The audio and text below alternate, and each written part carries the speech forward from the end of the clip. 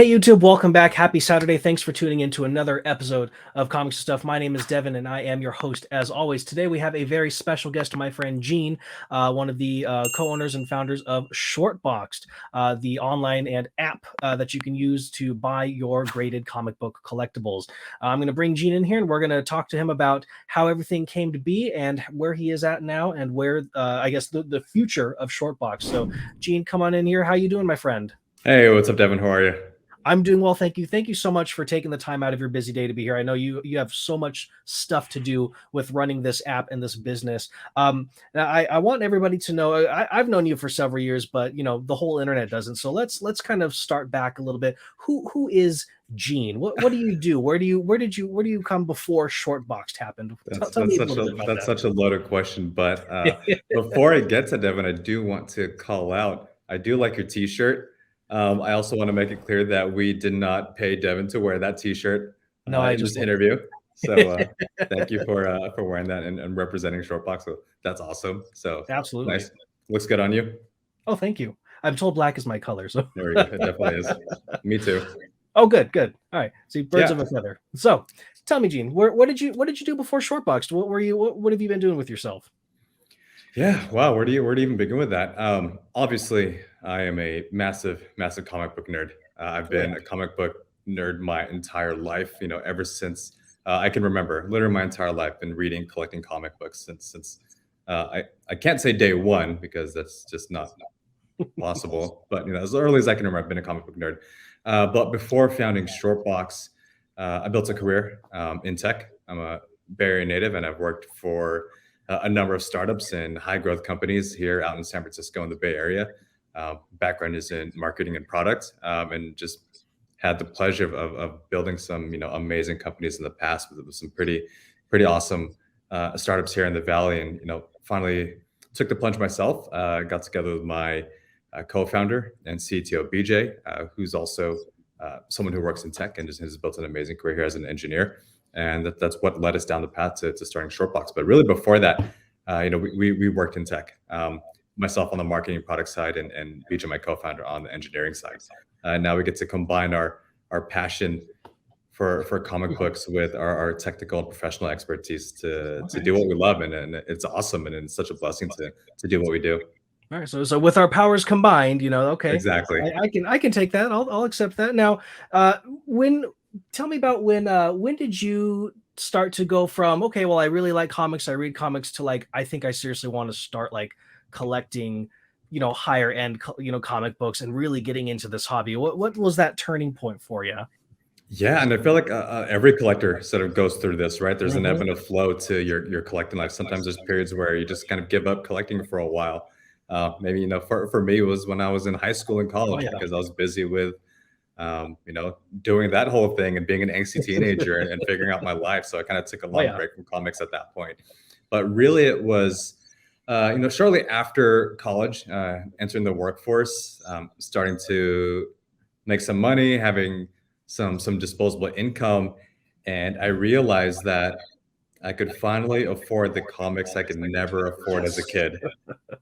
Oh yeah. And that was just sort of like a mind-blowing moment for me where I thought, wow, I could actually go back. And at the time for me, that meant, you know, Frank Miller's The Dark Knight Returns #1, because that's really what I grew up reading. Right. But it also came down to, Teenage Mutant Ninja Turtles #1. And I grew up exposed to all those awesome 80s series like Frank Miller's Dark Knight and Punisher Limited series and the Turtles and all of the wild and crazy 80s indies books. But of course, once you get back into collecting after taking some time off, it's a snowball. Oh yeah. I'm sure you've been through this. You get into one lane, next year into 4 different lanes, and everything just kind of spirals out of control. And I went from rediscovering my love for comic books. Fast forward, you know, 10 to 12 years later, and here I am, the founder of a comic book marketplace company. So it is a stretch to say that things really got out of hand really quick, and I really went from 0 to 100, what feels like overnight.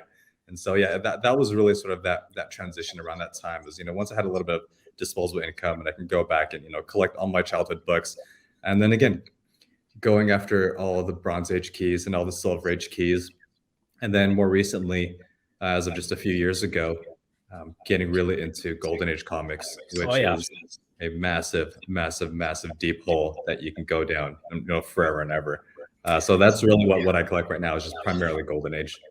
Yeah, I know a little bit about falling into that golden age Yeah, rabbit you hole. do. It is a devious place. It's a lot of fun. It's just once you're there, it's hard to get out. And I recommend it for everybody, but I also don't recommend it. It's But I recommend it I for love everybody. it. Yeah, I and love it. It's great. what's awesome about the Golden Age is just the actual rarity of the books, Mhm. right? Like rare on the census for a Golden Age book might be 6 copies, and It's rare true. for a Silver Age key might be 6,000. So there's the actual rarity of them is awesome, and you could go years trying to track down a copy of a book without ever finding one. And then if one pops up for auction, that's when you kind of just throw all of your self control out the door, and do whatever it takes to get that book. That's happened with Absolutely. me a few times. But also, Golden Age, there's just so many genres and subgenres that you can just get lost in. And for myself, I don't collect just one type of Golden Age book. It's not just, Alex Schomburg timelies or just war books. I love it all. Right. I love the war books. I love the timelies. I love pre-code horror, romance, sci-fi. Yes. LB Cole is my dude. I love LB Cole, the artist. He's my favorite Golden Age artist. So I've basically hunted down every single LB Cole book there is. And it's really just, yeah, it's a slippery slope. Archie's, I love Archie's too. Oh, So, Archie's. Oh man. I Yes. love a little bit of everything. Actually, Devin, if you don't mind me Sure. going rogue right now, I actually have a stack of Archies Let's see a stack right of next to Archies. me. Let's do Just it. like pure coincidentally, I did not plan this. Right when I mentioned Archies, I noticed that I had a stack of some of my Archie books here. So I'm actually in the Shortboxed headquarters right now. I'm in our conference room, but every Monday we have an all-team meeting. We have a pretty distributed team. So some of us are remote, some of us are working out of headquarters here in San Francisco, but we Mhm. always do a show and tell where people just show off some recent books that they bought or just some Oh, cool that's so things that they cool. picked up. And my most recent one, I wanted to show some Archie books. So I collect Archie books, but specifically I'm putting together a run of 1 through 50. So Okay. just volume 1 Archie from the early to the late 40s, issues 1 through 50. This is admittedly going to be a multi-year journey for me, especially once you start getting into the early Archies. It can get Oh yeah. really, They're just really, hard really, to really find. expensive, especially once you get into the single digits, not to mention issue number 1, which I don't have yet, but I do have some here. So I got some cool stuff here. Yeah, let's see what you got, man. Got Oof. an Archie number 9. Okay. Good Betty and the Veronica cover. I love those Archie covers, man. Yeah, an Archie 10. Whew. Yeah, just the classic Archie. Is he the sun, the moon, or is he a balloon? Yeah, I actually don't know. I think it's the sun. Okay. This somewhat disturbing Archie cover where he's in a diaper. This is All number right. 11.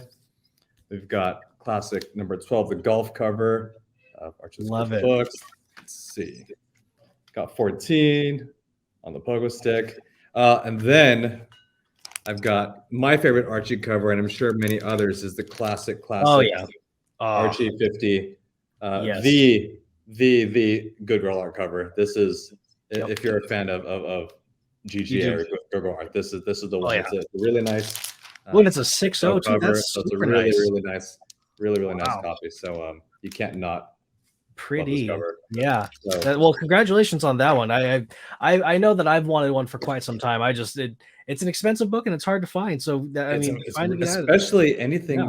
over even just a 3.0 is impossible to hard. find, and then they get super expensive. But I could have just decided to collect the whole Archie run, but I decided 50 was kind of a nice place to stop. Otherwise, I could end up collecting hundreds and hundreds of Yeah. issues. I've done the same thing. I with my Mystery and Space collection, as you know, I'm doing Yep. 1 through 53, and then I just whatever other covers after that I like, but not the whole 100 something run. So I hear you there. It can be very time consuming. So you've got a really nice stack there. That is really cool. And congratulations again on that number 50. That is a gorgeous. It's the Archie cover to have. That's I love it. awesome. And the whole reason why I decided to start collecting Archies is because, at least for my personal collection, again, I mentioned I collect, Golden Age books primarily, but my personal collection is pretty small. It's less than one short box. So there's only just really just a What? few books. Is it only, yeah, there's just less than, I used to have thousands of books. Then of course you sell and you kind of, Yeah. get lower and lower, and you upgrade, and you start buying more expensive books. So now my personal collection is really just one short box. But with so many conventions that we attend to, again, short boxes at a convention pretty much every 3 to 4 weeks, Every convention. Yeah. and almost every, it feels like. Um, I just wanted to start collecting a run just to give me something to hunt for. I'm a pure collector. I love the thrill of the hunt. So my rules are I can only buy these at cons, like in-person cons from dealers. So I can't go on eBay or any other like Oh. auction sites to find them. So I have to find them in person at shows because it makes it fun for me just to go and visit all the dealer booths and, Hey, and try and knock off a that couple too. that works, man. That's awesome. That's a really good kind of like self rule that you have.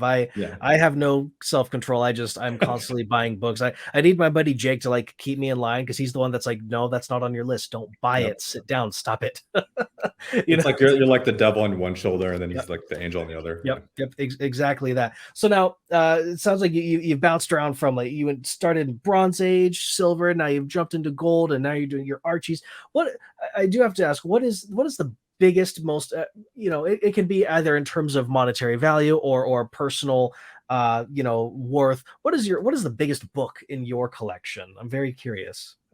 The biggest book. This is always an interesting question to answer because it's how do you show this off as humbly as possible? But this is something that I worked You can flex. It's for okay. years.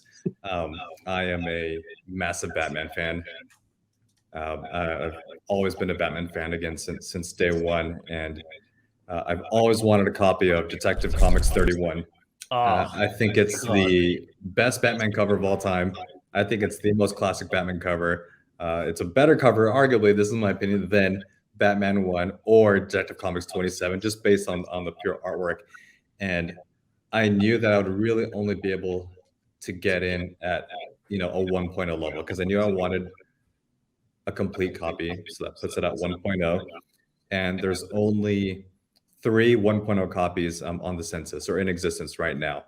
The census actually shows 4, but one of them got resubmitted and came back a 1.5. So there's only 3 1.0 copies.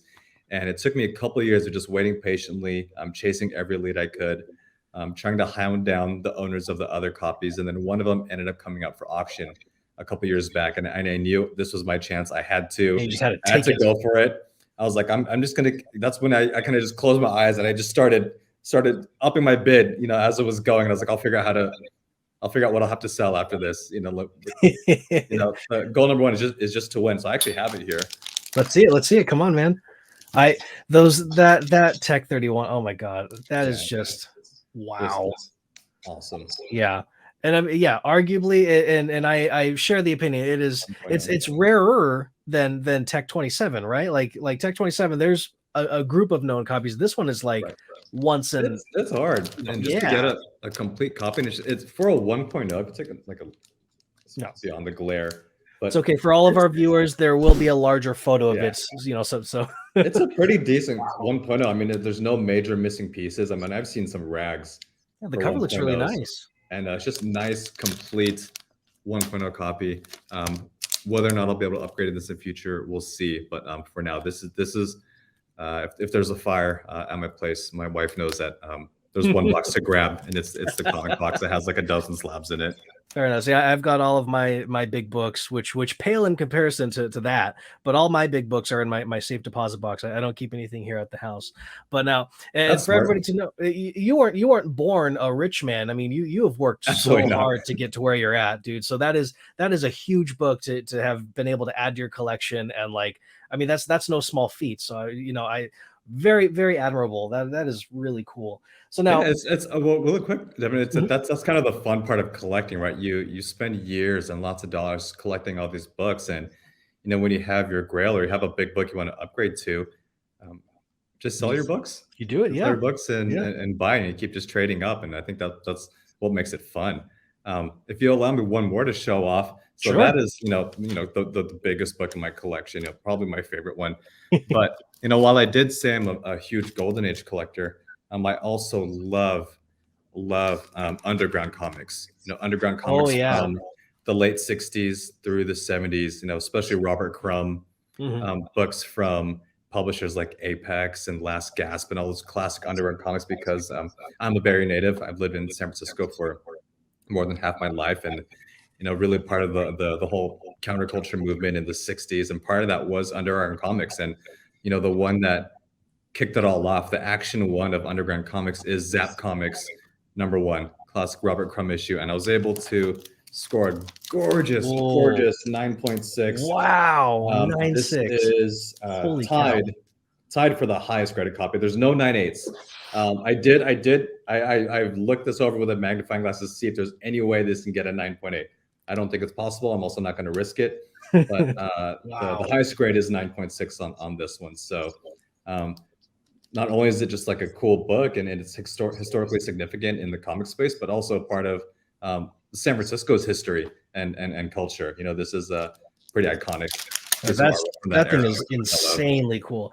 And I appreciate that you're so passionate about your books. You said something earlier about how as you've grown as a collector, your personal collection has gotten smaller and smaller Yeah. and smaller. I had a similar conversation the other day with a few other collectors where they all say, well, yeah, a real collector, they only have one box of books, right? And I was like, really? Because I've got like three maybe, and they're like, you're on your way. And I was like, I don't know if I can get rid of my stuff, but like all the guys that I know that just have these insane collections, yeah, you guys got one box of just the coolest stuff Right. ever. Although Like, I will disagree respectfully, of course. You got to collect what you love, oh right? yeah. People love collecting runs. Mhm. People love just collecting key issues. People love downsizing and getting down to one box or even one big book. I've been every type of collector you can imagine. I've Oh yeah. collected tons of runs, and honestly, I get just as much joy and satisfaction out of digging through dollar boxes and finding something that I'm missing in a random run that no one That's else always cares nice. about, as I do scoring a Zap one or a Tech 31. It honestly brings me just as much joy when you find that piece, or you fill that hole, or you get the last book you need in a run. Oh yeah. There's just something about just hunting and flipping and It's just like box diving. Like it's always so I love nice. it.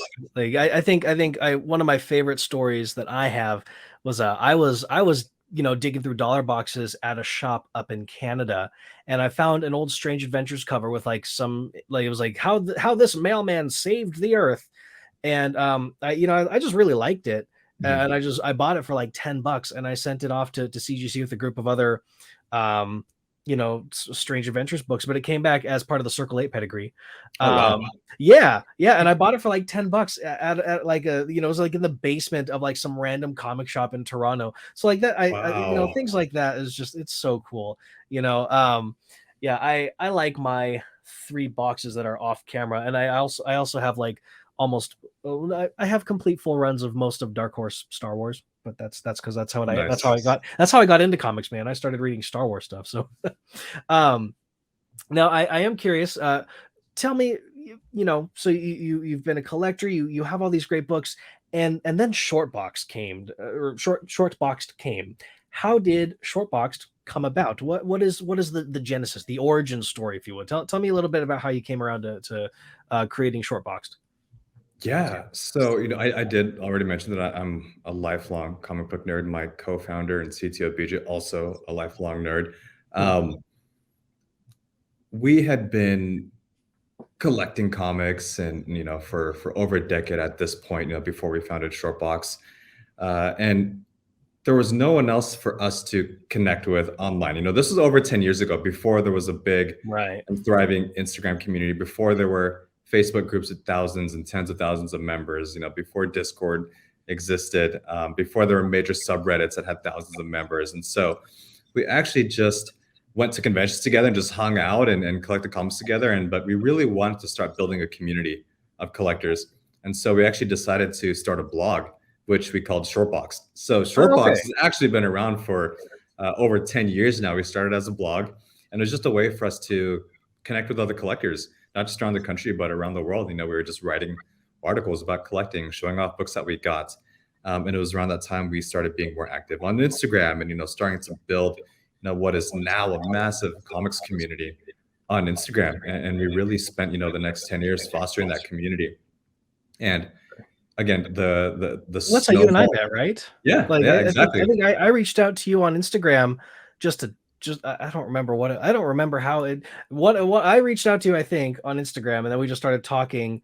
So we never actually met until I think that actually like 2 years ago, like in person, we grabbed a drink. But like Yeah. prior to that, yeah, Yeah, we went I from Instagram friends to IRL friends, which is amazing. That's the yeah. best part of this community, this hobby. But being starting to build that community online and just meet collectors all over. We actually also started buying more, and then Mm, suddenly we end up with hundreds of boxes of comics, thousands of comics, and we're like, hey, let's just set up at some shows and let's just start, let's just become part-time dealers, take PTO from our day jobs, weekends off, travel the country, hit the convention circuit. And it was really through that experience of sort of seeing behind the scenes and being behind the curtain, just actually seeing how poorly and inefficiently the entire comic book secondary market is run. And mm, what I mean by that is nothing has really changed in 30 plus years in terms of the way collectors buy and sell comic books. When you think about the last major fundamental shift in the landscape was eBay over 30 years ago. yeah. A Wow. lot Yeah. of dealers and a lot of auction houses are still running them completely manually. Some are just running off Excel spreadsheets or through mail order catalogs, or you have collectors getting scammed on social media. There's scams happening left and right. It's probably happened to all of us, and basically the whole landscape is just a disaster. Mm, It's very complicated to do something as simple as buying and selling a comic book. It's something that should be fun. It should be easy. It should be seamless and straightforward and intuitive. But for some reason, it's not. Really, it's a lot of the incumbents in the space are running on 20-year plus web technology that are running the same technology and platforms they have for 20 plus years. oh And yeah. uh, again, I mentioned our backgrounds are in tech, and we are technologists and we're software people, and it frustrated us to no end. To put it bluntly, it pissed us off that Fair enough. there is this amazing, massive market of super passionate collectors, and we were stuck paying crazy complicated fees where you basically need a PhD to figure out what you're going to be charged. You need to figure out how to create listings. You need to figure out where you're going to send your books. You got to figure out how not to get scammed. It was a mess, and we really wanted to do something about it. And ultimately, we decided that the solution and the platform and the marketplace that we thought should exist would not exist unless we built it ourselves. Mm, So that was ultimately, call it, the light bulb moment where we realized that if we didn't do something about it, nothing would change for another 20, 30 years. We would be stuck doing the same thing decades from now. And we really saw it as an obligation to build what we felt the industry needed, using our experience and our expertise as software people to build what we think is an amazing platform. And again, we launched, just over 2 years ago. We're just getting started. There's no, as it is with software, there's never an end to it. We're always shipping new features. We're always improving. We're always making the right. experience better, constantly talking to our users. But it's been amazing, past 2 years with so much just love and support from the community. And the community has spoken. This is something that they want and something that we think needs to exist. And so You guys that's a have very long-winded way of saying we felt like we had to do this because it needed to exist.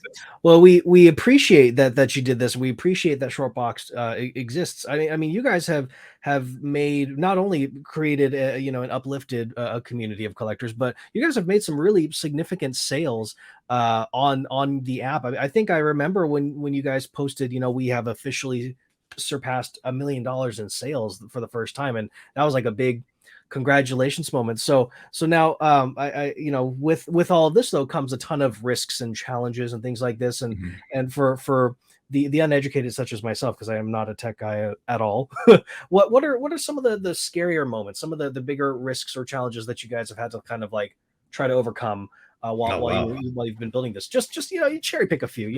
Yeah, there's tons, right? Right. Building a startup just itself is a massive, massive, massive risk and a challenge. It's something that I've been through many times in my career, building and working for failed startups and successful startups that went on to become, multi-billion-dollar market cap companies. So I really have seen it all. But in our specific use, I would say the biggest challenge was really carving out a place among a landscape that already has a lot of very entrenched Mm. incumbents in this space. A lot of companies that have been around for many, many decades. And you know this, Devin, as a collector yourself, comic book collectors are just very skeptical people, very skeptical and slow to adopt any new platforms or technologies. Oh yeah. And really, that's something that I'm going to put a blame on the incumbents for, because they forced us to be this way, because we were used to being scammed or ripped off. We're taken advantage of for so many years that anytime something new pops up, it's always like the initial reaction is always like, whoa, I don't know about that. That's I don't think we're ready for that. Or, oh, what's the catch? Oh, we're going to get scammed. Yeah. So really, I would say the biggest challenge is, as folks who haven't been in this industry for decades, is both a blessing and a curse, right? It's a blessing in the sense that it allowed us to write our own rule book. We're not playing by anyone's rules, and we don't need to ask for permission to do what we want to do, and we can move fast. The downside of that is really trying to carve out space among the entrenched incumbents, and getting noticed and building that trust and credibility as a brand new platform, as a new brand. That was always the biggest risk and challenge in terms of earning the trust and support from the community. But like I mentioned earlier, it's not as if we're just two random guys that decided to build a marketplace for comic books. We've been involved in this community. We've been building and fostering community for over a decade now. So it's all those relationships, just like ours, that we have as friends within this community. All those relationships go such a long way, not just from collectors, but with dealers and comic shops and other folks involved in this industry, allowing us to launch, with traction and with some sort of, built-in trust already. That really allowed Right. us to hit the ground running instead of building from zero. So we really didn't start from zero. We kind of had a running start, if you will. But I would say that was really the biggest challenge there, on top of technical challenges of building, a high Right. performance modern mobile app itself. But that's a whole other conversation in itself. Oh yeah. Well, I mean, especially when it comes to there's always going to be bugs and glitches, and I mean, you guys are the best folks to fix it because that's where you guys come from. But like, and that was actually another question I was going to say. What was it? Was it, or I was going to ask, was it difficult to get convince folks to start buying on it? But it sounds like since you guys were already ingrained in the community and people knew you, people had that trust. You guys were able to really kind of draw some business in because I mean, before you even launched the app, you guys had a pretty significant group of followers, so that probably definitely helped. Yeah. Yeah, it definitely it Yeah. definitely helped. We obviously had, that initial core group of users that have known us for a few years already. The relationships that we already had with dealers who gave us, our initial batch of inventory to make available to the public. And so really it's just, it's the same story today as it was, over 2 years ago when we launched. It's just continuing to earn that trust, and it really creates a snowball. The more people join the platform, or let's say the more sellers that join, the more books end up for sale. The more books that end up for sale brings more buyers. And Right. it just creates this amazing flywheel effect where the more people that join the platform, the stronger it gets. And the more liquidity we have in our marketplace, the easier it is for people to find books for sale. And so, it truly is, a chicken and the egg problem where you can't have one without the other. And it's really making sure that we focus on both sides of the marketplace. Okay. Because what good is a marketplace for comic collectors if no one is listing books for sale? And what good is it for sellers if no one's actually buying?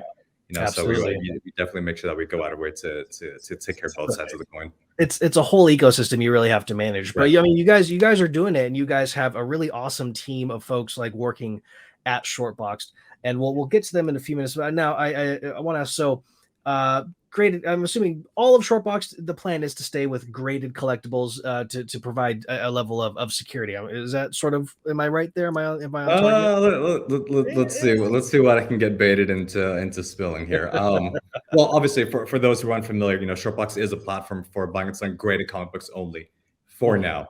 For now. Okay. Emphasis on the for now.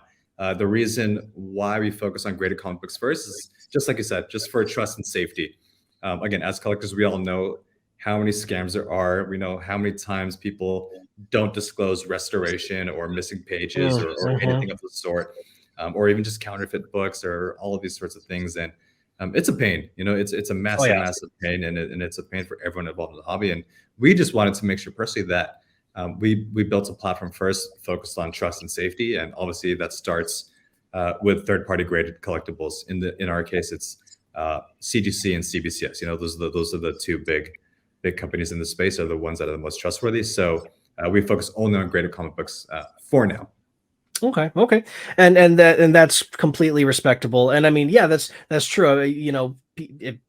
That's happened to me where I was told that I had I purchased a book and I was told it's the original one. It came to me and it was a reprint from like 15 years later, and it was Oh, on eBay, and the guy was yeah. like, "No, this is the real thing." And I was like, "No, it's not." And he said, "Well, I put it in the description." I said, "No, you didn't." He just had one tagline that just said, a different date than the actual print, and Oh, they get away that's with so that. shady. Yeah, yeah, it was one Like of my you're first you're experiences on giving me eBay. like PTSD right now. Ugh. This is all of these compounded over many many years, is really kind of what got us to kick the can and starting Right. this. I mean, I've bought books on eBay, or I've actually sold books where people returned a completely different book than the one that they bought, claiming it was the same Mhm. one. And so it's a mess. Yep.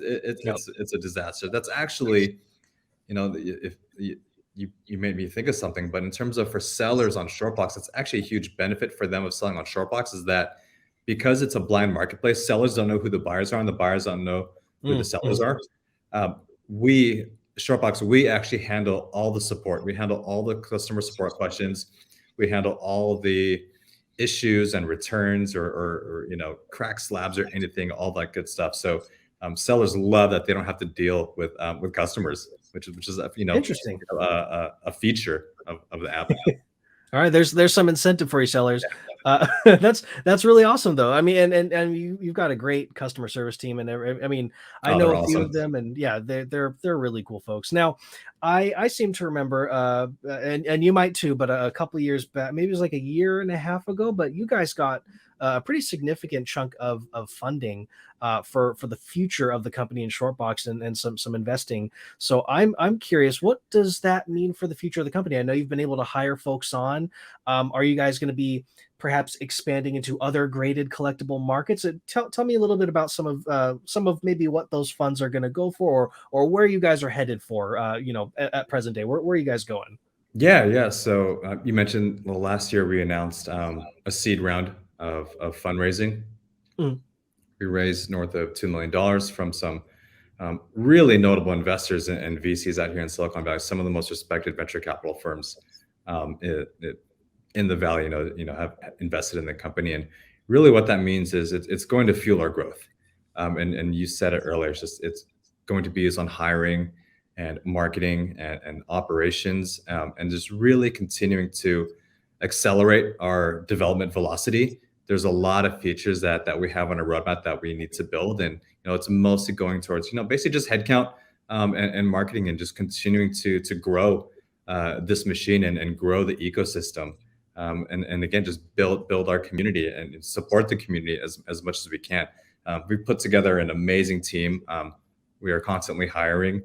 We've got folks coming from just some amazing technology companies out here, like Twilio and Stripe and Bandai Namco and Facebook and wow. Oculus. And so we just have amazing pedigrees from the top down all across the board in the company. And so, a lot of it's really just investing in good talent, to build, a truly next generation platform for this hobby. And so, uh, with regards to your question about, expanding into other verticals, right now we are heads down, 100% focused on comic books. That is the platform that we set out to build. We want to build the best platform for buying and selling comic books, and we're not there yet, right? There's still so much more to build. There's still so many more features to ship.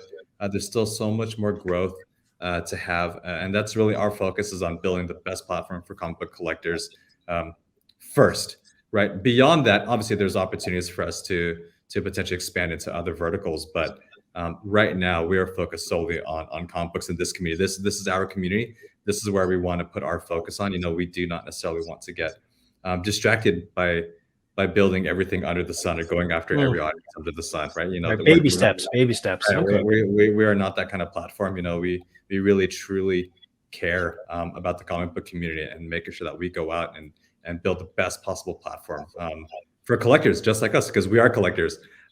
Every single person in the company is a collector of some sort. Almost every single person is a comic book nerd, and so it shows. It shows in the customer support. It shows in the product that we're building, and really that's really where we are right now, is just focusing heads down on building for the comic book community, because All that's right. really what we care about. That's where we can shine the most. Totally respectable. I mean, that's where you guys started. Those are your roots, and it is admirable that you guys, even though you guys have become, you guys have gained such a following and you have such a community that honestly, if you were to just say, you know what, let's jump into graded video games, you probably could. But I appreciate that you guys are like, you know what, we can, and maybe someday, but right now we are focused on making sure that we can provide the best possible experience for all of our users. So that is really admirable, 100%. and that's you don't always encounter people with integrity like that. So I appreciate you. So now, for somebody who might be uninitiated, how can they get in on the conversation of Shortboxed? I know you guys have your Instagram. You guys also run a Discord. This is me plugging you. You have a Oh, Discord that you guys yeah, can. our nice, good setup there, Devin. Oh yeah, thanks. Definitely join our Discord. Our Discord is super active, full of comic book nerds. Every single day, we're talking about every single thing related to comics. Weekly books that are coming out. People are specking on there, showing off books that they're buying. We do interviews. We do giveaways every single week. We have partnerships with all of the major comics publishers, and so we're just constantly doing fun, like trivia days and trivia events and giveaways on the Discord. And it's just, if you're a comic book nerd and you just want to hang out in a really active, lively forum, join our Discord and come hang out. It's just /Shortbox, All right. discord.gg/Shortbox. It's super easy to find. And I'm assuming you have the link in your Instagram too, right? Oh yeah, it's on there. Right. All our social, it's just @Shortbox, whether it's on Facebook, Twitter, or Instagram. We're the most active, I would say, on Instagram.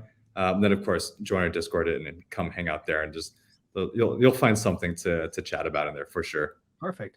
Now, we still have a few minutes left. I am curious. So, I recently saw one of your guys talking about, you guys started a street team of.